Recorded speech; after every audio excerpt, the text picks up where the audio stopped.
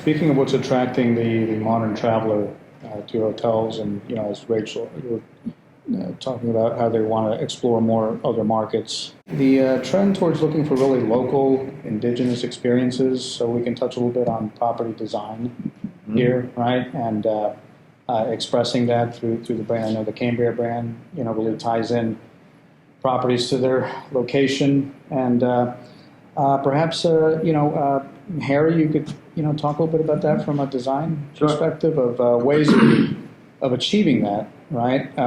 While still having the signature of the brand there. Yeah. Right. I think it's so it used to be, right? You would just change the art in the room, and that would be, and we're local, right? We have local art. Mm-hmm. It's gone far beyond that. Guests are becoming much more sophisticated. I blame HGTV and like all these other things. Everybody thinks they're a designer now.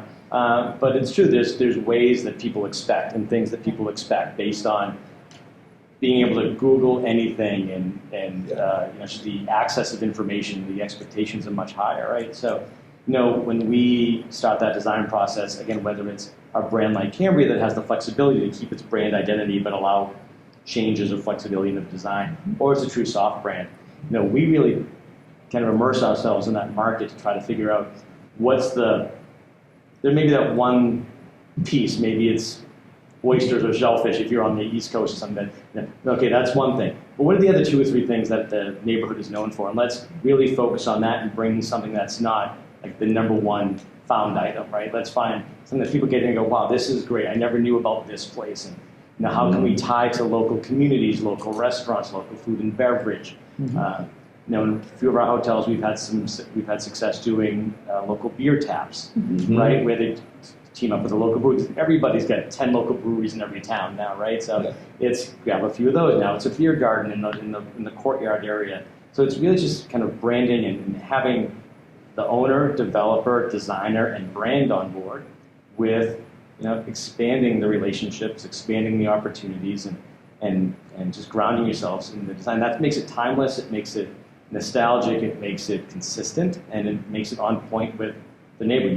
When you're in Boston, Charleston, Miami, or wherever you want to be, you feel like you've been there. Even if you haven't left the hotel, you feel like you've experienced your needs area. To be a little bit of a curated experience and something that the guest learns, I think, right? Yeah. I'm not the biggest wine connoisseur, but I know there's some folks at the table that are. Mm-hmm. You go to a winery and they tell you the story and there's history behind it. And when you taste the wine, it tastes better. Then you order like a case of it and bring it home. It never tastes as good as when you get the story for the first time. So I think hoteliers and designers, when they're building these hotels and trying to build in the local elements, the guests will read through just the local artwork, half trying to be local. Yeah. You really have to go that extra step and try to tell that story. There's history in all these buildings. Yeah. There's history in all these towns. Cool, unique facts that people want to learn when they travel, and that creates value for them and kind of a vibe at the hotel that they want to come back and visit. I'll tell you something that we've been doing more and more in the last probably 2 or 3 years is typically as designers we would open the property with the team, with the owner and the developers, and it gets open, we go to ribbon cutting, and we're gone. Mm-hmm. We've been asked to do training, like on staff with them. Why did this come up? Why were these decisions made? What brought these colors? Why did you choose these materials? What was the story and the narrative? And write a script or the storyboard like the person describing the wine. Right. Why there's these things in the hotel, so that way it's on point with everybody checking the guests in, and now they can deliver that story. Now it will change. It's like the telephone tag game, right? The next time 15 people say it, it's going to be a little different. But that's fine, as long as the basis and the roots are there of why this property came to be and why the name of the hotel is what it is. And it's not the Cambria, if it's the XYZ brand. It's that storytelling. And that's what people really love. So you worked on the storytelling. So for us, that is why we fell in love with the Ascend collection, is because we were able to create our story. We were able to create this identity. Or when we brought our independent into the collection, it already had its story. Mm-hmm. So it had been in business for 2 decades. It had a loyal following. It was beachfront. And it had this amazing story already. And we've opened some others that were transitions from a choice or another brand. And we've been able to be very creative with architecture, with adaptive, reuse of construction materials or historical or even within our family, a history, you know? We renamed one after one of our founding partners. And our CEO's grandmother, we've named it after her, and we have her picture in the lobby. So we have been able to do that. We found, starting from the beginning, not just with construction, but with marketing, like the logo. Like we have an artist that we tell the story, and the story comes through in that. So we have a local artist that comes in and has their blown glass in the lobby, and it's just that creative element. But that's what we're all looking for. So I always make the joke with our team that we are, as the capital financing and equity providers, the first customer of the hotel. So when we put the offer memorandum together, we want to make the opportunity compelling, just like you would for the traveler to stay at the hotel. And so if we can go into the markets and tell that story that's got a unique attribute to it, that isn't something just like the hotels down the street, it's much more compelling, and it actually allows us to either drive more creative debt financing, generate equity investment opportunity interest, right? The reality is that you have to have that story, that dynamic to it. In essence, we are really that first customer. We've got to get that first customer in the door, which is actually the money. Sense. And Harry, you mentioned something interesting, if I understood you right, that more of the staff is kind of trained to know the story behind the property design, so that if a guest asks, they can talk about it. That's interesting. So it's that point where, why is the name of the hotel this? Whether you're asking the front desk person or the person wheeling your luggage to you, it's nice if they understand that. I mean, they're the ambassadors. Right. Truly are, right? I mean, they're you can check in once and you may spend 10 minutes at the front desk, but day-to-day people, whether it's maintenance staff or housekeeping, those are people that the guests are going to see all the time. Right. And if they believe in it, it's going to show through with how they carry themselves. And if they can tell the guests, and the guests will say, hey, talk to the housekeeper, and she told me X, Y, Z of the property, and the blown glass in the lobby. Now I can go to the local artisans in the square and see the person that made the glass that's in the chandelier in the lobby. They just love that, and they feel like they're just part of the family. Your challenge is a brand. Mark and I were talking about this before lunch. So everything you're describing is 100% accurate. But when you are elevating the cost for the experience, you're elevating the guest expectation for the experience. And so as you're continuing to grow these portfolios, there has to be an emphasis on, are you aligning the operator with the project? Because you have to have if it were me and I was growing a brand like you guys have been doing successfully, I would really be saying, okay, on the operator side, what sort of culture does the operator have to instill this into this property, to energize this into this property? So everything you're saying, starting with the front desk and down to the housekeeping staff, that is something that has to grow organically. Like it just doesn't fall off a shelf. And so now you factor in that you're dealing with hotels that are running $200 RevPARs, and what might be the level of expectation. So as you continue to grow, which I think you've done a really good job with, by the way. And we've had, we have Napa and Snow and soon to be Austin. So we've been given the flexibility from an operating standpoint to do something different, because that's what those markets dictate. But it's so important as you continue to grow and expand your What I'm talking about is hospitality. Yes. This industry has gotten so commoditized and focused on, with the influence of the institutional investor coming in, which we love, and we grow our brands. Sure. But it's all the numbers and what they get in for and what they get out for. And I think in some cases, with these institutional investors, they apply a management company that may or may not deliver that culture within the hotel. And that culture, that hospitality you're talking about, makes a difference in that hotel, barely breaking even against their competitive set or blowing them out of the water.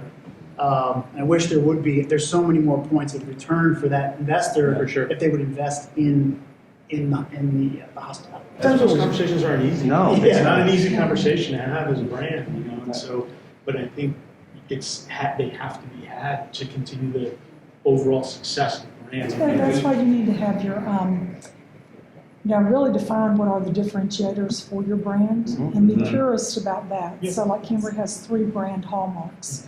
So we're purist about that, but how they get delivered in Austin, Texas is very different than how it gets delivered in Napa. Sure. But if I'm a guest and I'm coming across the threshold, I know that I'm with a brand and that they are brothers and sisters. They're not identical twins. Yeah. You know what I mean? Because we don't want them to be cookie Right. cutter by any means, but exactly what you were saying. I mean, that's, you know, like Austin downtown, you're probably going to have jeans on the front desk Yeah. versus, Mhm. you know, pants, so, you know, Well, slacks or something Or like even that. goes to, you know, Napa's a wine, Napa's Exactly. somewhere a wine, or, you know, wine infused, whereas you're gonna go to Austin and you know, we're doing a great rooftop bar, there's gonna be a music scene, and it's gonna be, you know, craft beers and bourbons, and, you know, the end result is gonna be a great experience, but like you said, it's gonna be completely different, Right. you know.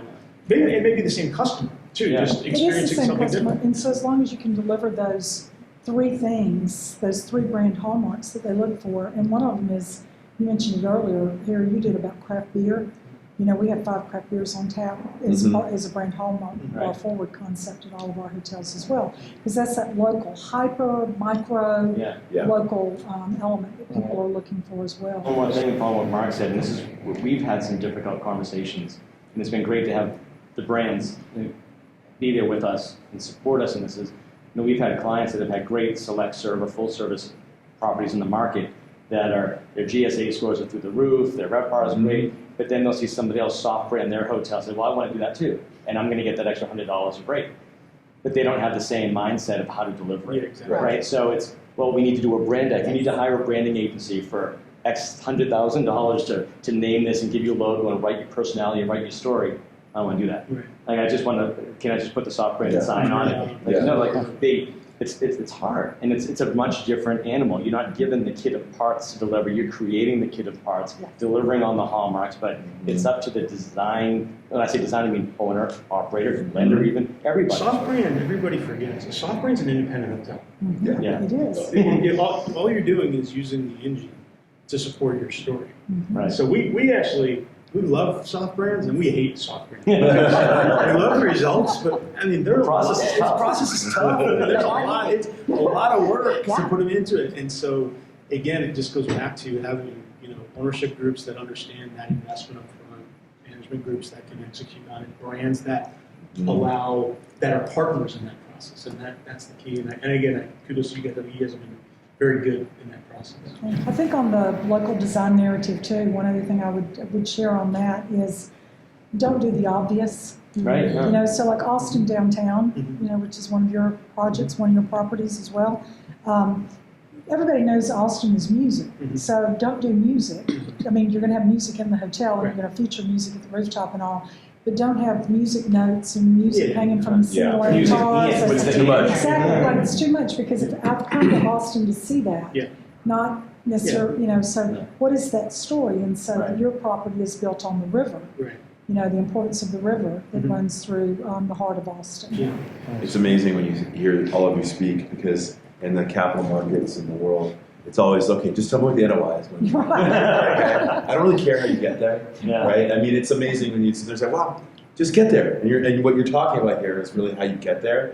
But it also goes to show you in hospitality versus other asset classes, how subjective Yeah. it's the little things that make it work and why it's complicated and why you have to have the best of the best involved in it because there are many small things that you can do that can really affect positively and negatively. It could be a little bit of added cost to localize the design as opposed to going with a cookie cutter, but it sounds like you're getting a great ROI on it. It's a lot. Yes, It's a lot more than a little bit. It's when you get done It's with more. branding, scripting, Yeah.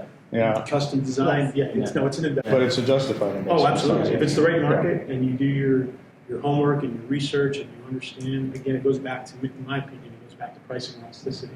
You know, if you're fighting upstream on a price elasticity model, then it might be hard. But if you can identify the right pricing Yes. elasticity, then absolutely, it's 100%. On the capital markets that you talked about, are you finding that story is much more important now for you than Oh, it was before? every- I was gonna say, when you're in front of your committee yeah. pitching a deal, does all that mumbo jumbo matter, or are they just saying? It matters because I make sure I let them know it matters, right? But the reality of it is to be successful in capitalizing particularly soft brands or new things that have never been done before, it is incredibly important that you can tell the story between, we always say there's 3 legs of a stool, there's a real estate, the market, and then there's a sponsorship behind it. Now, the sponsorship in hospitality is frankly everybody who's involved, right? But the real estate and the market it's in, is another part of the story and the leg that you have to lean on a bit.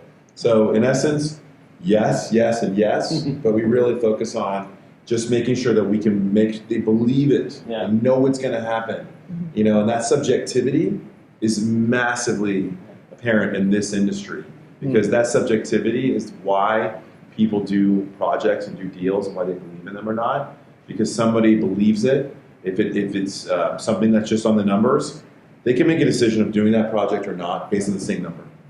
Well, that's why I think so much money is attracted to the hospitality industry, smart money, because there is that gap of, you know, versus like doing multifamily, right? You're going to punch it out. It's going to relatively be the same. Yeah. Whether you're at this level or this level of finishes. With hospitality, you can swing for the fences on some projects and have a chance to hit it out of the park because of those intangibles that we're talking about. And the one thing about the hospitality business as well, not to steal Malcolm's thunder on the capital, but different than multifamily. We're one business. We can change our rates every day. Exactly. So we're the one business where inflation. I mean, I can make an argument. Inflation is not a negative for our business. I don't want to go on record saying it's positive, but Don't worry, they're just filming. Yeah, you've also got inflation on the bottom that you're dealing with on the expense side. But you know, that's why I think capital continues to be interested in our business. I can tell you, COVID hits, world ends, and we're the fastest to go down, but we're also the fastest to go up here. And we are in a great spot right now in our trajectory, just as an industry. But it's really remarkable. You're still seeing capitals who a year and a half ago was like, oh, we'd never get back into hospitality. They're like, now they're calling me and going, okay, I think it's time for us to get back in.